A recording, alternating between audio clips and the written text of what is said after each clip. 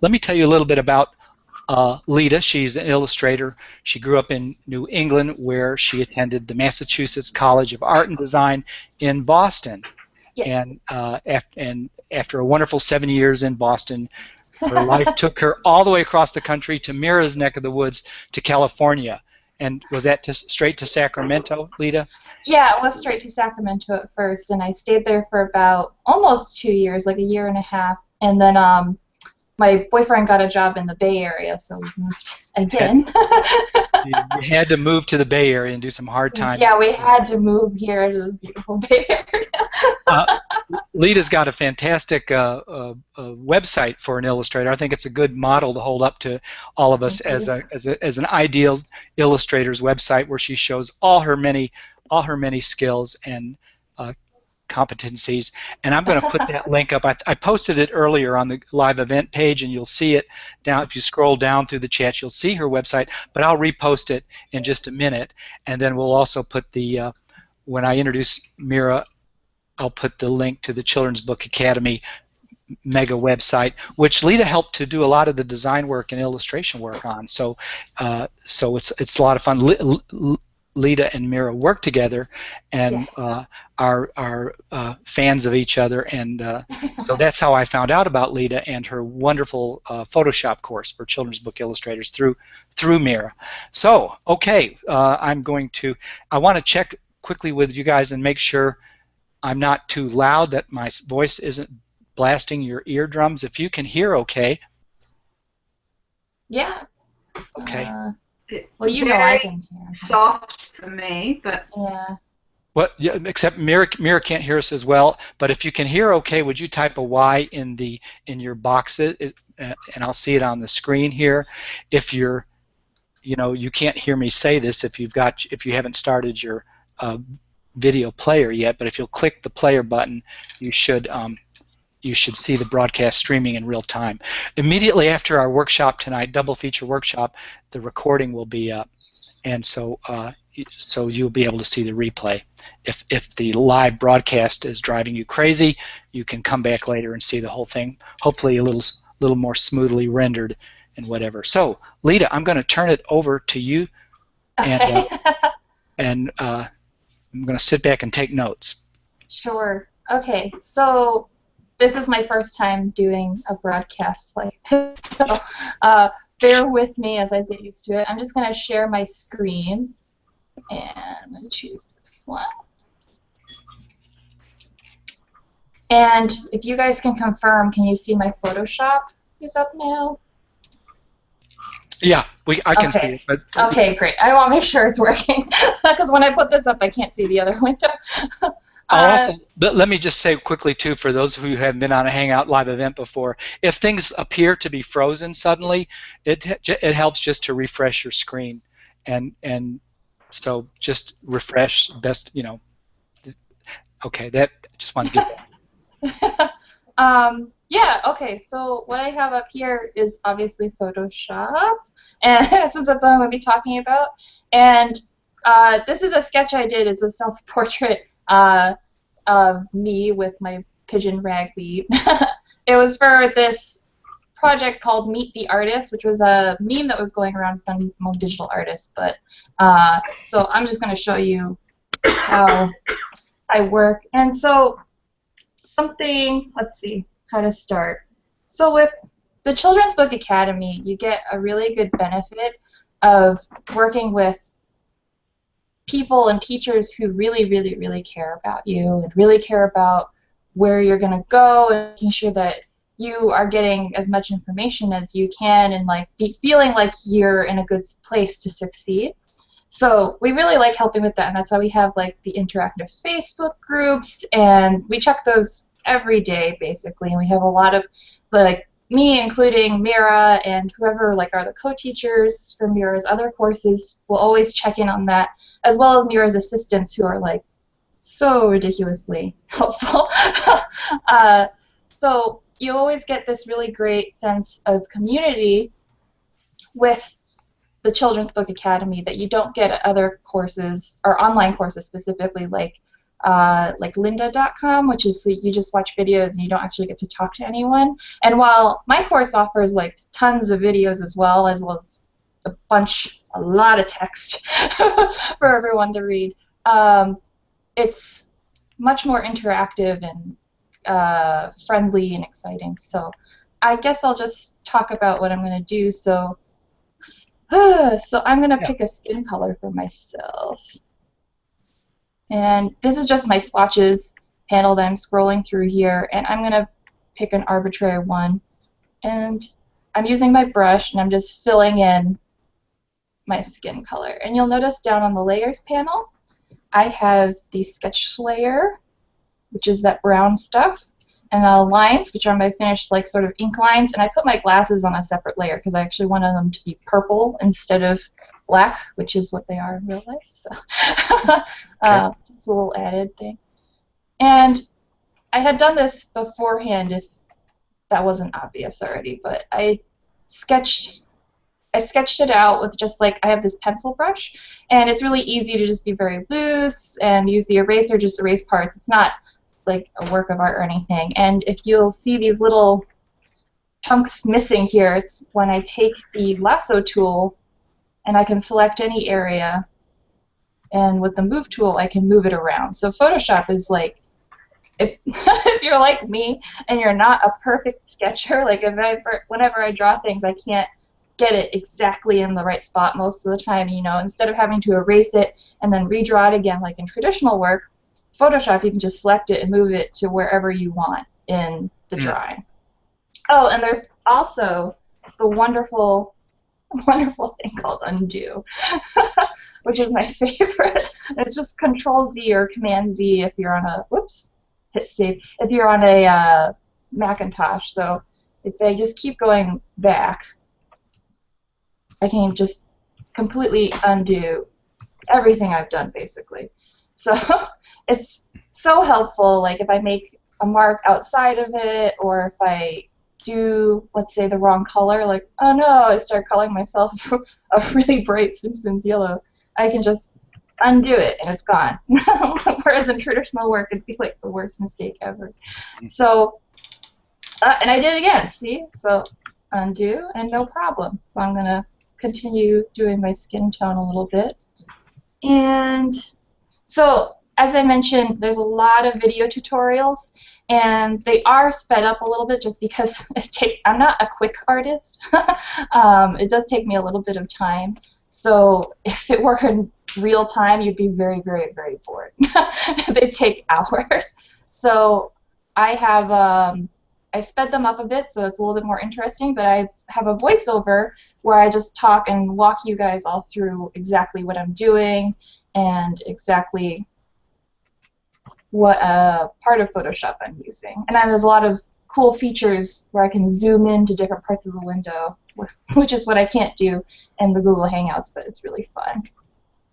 And Photoshop is my favorite tool, and it's what I use primarily for all of my work. I think like 99% of the time I always use Photoshop. I might sketch traditionally, but that's when I do paint, I mostly just paint for myself.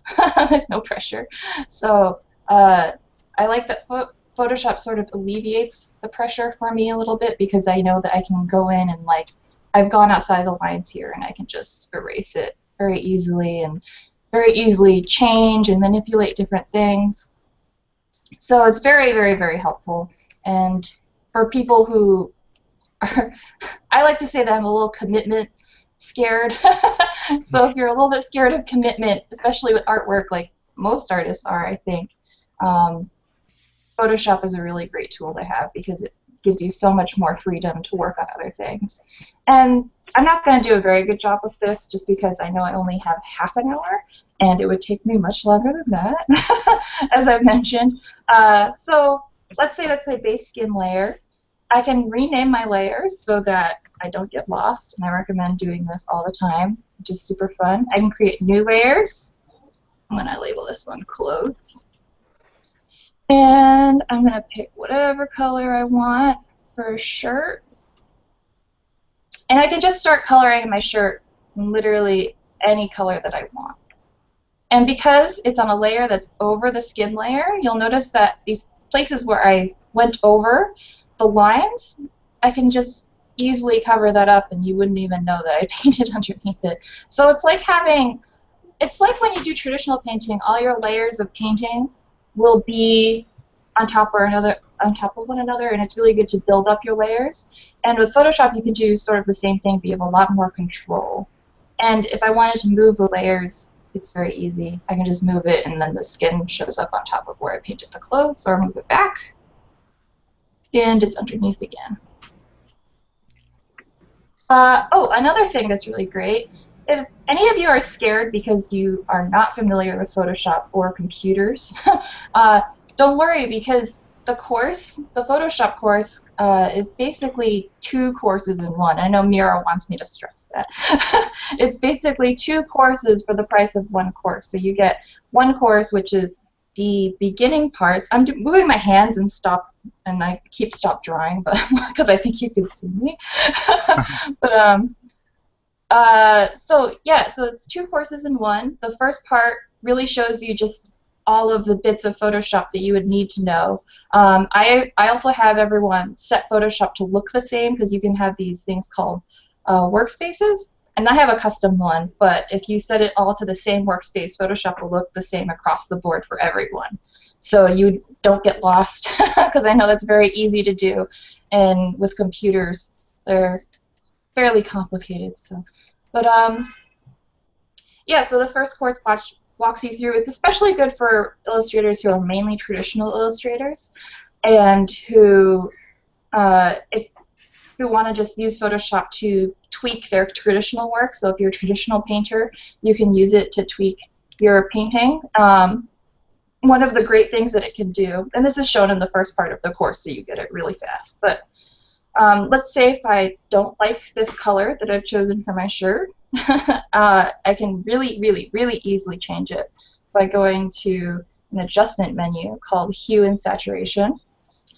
And I can just drag the slider around, and you'll notice that the color of my shirt changes.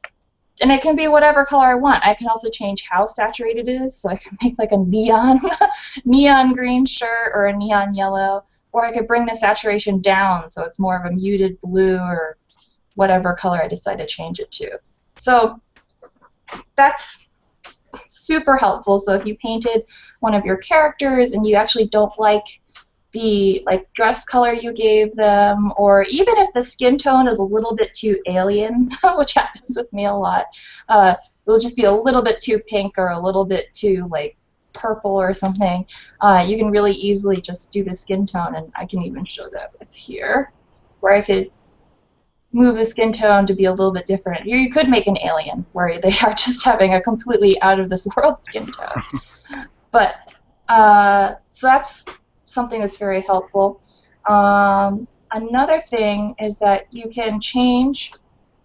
So if you've done a sketch, I'm just going to hide my other layers here so you only get the sketch.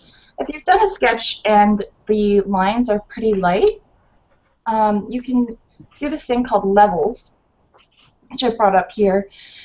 And basically it just allows you to change how light and how dark the sketch gets. So if I bring this white slider all the way over, you'll notice it just keeps getting lighter and lighter and lighter.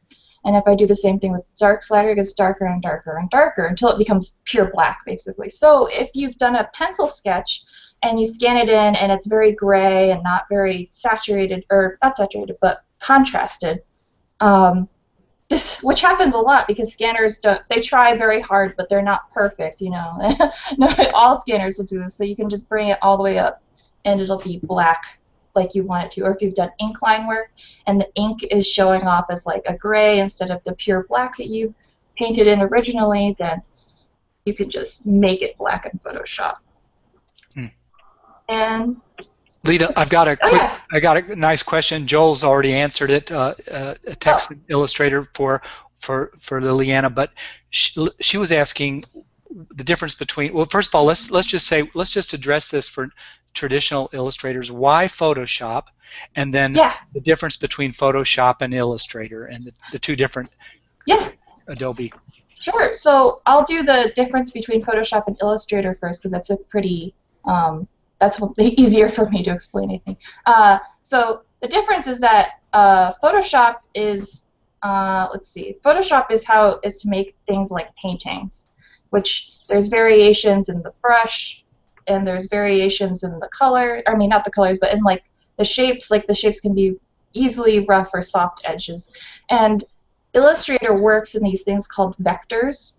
And what a vector is it's basically a sharp-edged shape. So if I draw, actually, I'll just do, Illustrator basically works like this shape tool.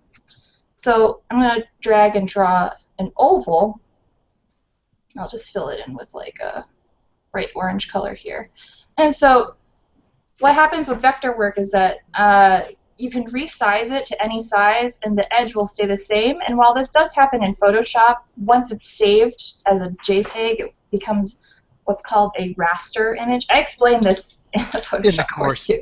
Yeah, but it becomes what's called a raster image, which means it has pixels. So if I set that shape, and I'm going to zoom in really, really, really far, you'll see that these little squares pop up. Oh, this is so, I'm at 12,000 or 1,200% right now. So each square is a pixel. And if this were a vector shape, it would still be a clear, like, even, smooth line without any pixelization showing up. And so vector illustrations are really great for things like logos that need to be printed at different sizes. But for things like children's books that pretty much have a set size, you can totally do illustrations with Illustrator, and I know a lot of artists that are really amazing at that, but Photoshop gives you a lot more freedom. Let's see, it's hard to describe. So like with Illustrator, you can have these gradients to use for shading, but otherwise to make shading you kind of have to just layer shapes on top of each other, and you can do that by changing the opacity, so a shape would be less opaque and they'd build off of each other. And for some people that think that way, it's really fun, and it is fun just to do in general. Like I've done a few illustrations like that, but I much prefer just like the painting feel to it. And so I hope that explains it a little bit. Yeah, it kind of does, and Okay. and I know there are different good reasons for either one. But Yes. what would you say to the traditional illustrator who works in traditional medium about why Photoshop, why bothering to learn Photoshop in particular, since that's your Yeah. So obviously the world is moving towards a very digital end, you know. I don't know the word, but a lot of editors and art directors will really prefer that you send digital files and not just traditional pieces, because A, it's cheaper, and B, it's safer, because you will keep your original artwork and you can scan it in and bring it into Photoshop and change it however you like, and you can send it to the art director and they have their high definition copy, but if they lose it or if something happens on the internet where the file gets destroyed by some sort of disaster, your original piece is still there, so you can still send it to them again and your original file is still there. Whereas if it was your original piece that you were sending and it got lost in the mail, it's gone forever, and then they have to pay you to create a new piece of the same exact page, which is probably not exactly a very happy thing to do. I would be really, really sad if my work got lost in the mail. But another thing is that, like I was trying to say, is that Photoshop gives you so much freedom to change your traditional work. So if you have a painting, I don't have a painting, I don't think, but if you had a painting and you wanted to, again, like just change some aspect of it, or even move a character from the left side of the page to the right side of the page, or flip them so that they were facing the other way, which I can do really quick. And whoop, that was actually the one layer, but you can flip them so they're facing the other way, and if you were doing this traditionally, you could definitely do it through a scan. But if you're only a traditional artist, then you'd have to repaint the entire thing. Or if you wanted to move, like if I wanted to move my ragweed character so that he was not on my arm anymore, but instead, I'm doing this poorly right now, but if he was not on my arm but instead on my shoulder, I could fairly easily flip him around and move him to be on my shoulder here. And I'm doing this very quickly, so you can all see, but Leda, you're doing great. okay, great. Yeah, Leda. And you can erase it so he's just over here. I made him look a little bit creepy. And so he's no longer on my arm like the sketch shows, but he's now on my shoulder. And so that's something that's you just can't do traditionally. You'd really have to just paint the entire thing over again, which is very disheartening. So yeah, if Mira or you guys could think of another example, then I'd be happy to demonstrate that. But that's the biggest example I can think of, is that you can so easily change anything in Photoshop without having the fear of commitment. You know? Yeah. Liliana was following up her question with which of the two programs is harder, more difficult to learn, and you might just hit on that. We won't spend too much time tonight talking about Illustrator. It's a whole different program. But what would you just say to that by way of intro? It's honestly, they're about the same. All Adobe programs work very similarly. So if you've learned one, you can very easily learn the other. So as an example, I have my tools over here, and in Illustrator, all of the tools are almost the same. There's a few different tools for each program, probably 5 or 6 different tools in each program that are specific to that program, and some tools might work a little bit differently, like the brush tool in Illustrator works very differently from the brush tool in Photoshop. But if they're they're both about the same. So I actually learned Illustrator first, and then moved to Photoshop because I liked the vector illustrations a long time ago when I was in high school, way back in the day when it was like Photoshop and Illustrator 7. So, and now it's like CS6 now, but I think that's like 12 or 13 technically. So very long time ago, and I really liked vector illustration, and through learning Illustrator I was able to just easily learn Photoshop. So you kind of also get that benefit a little bit. Oh, another thing is that in the Photoshop course you get a free InDesign tutorial so that you can easily figure out how to lay out your picture book or chapter book or whatever, because it's all basically the same principle, is just the different sizes. And you walk students through making their dummy, their picture book dummy. A picture book dummy, yeah. Or any book dummy. Yeah. And so that's a really nice added benefit. So it's real, and like I said, because I recommend taking that going through that demo at the end of the course.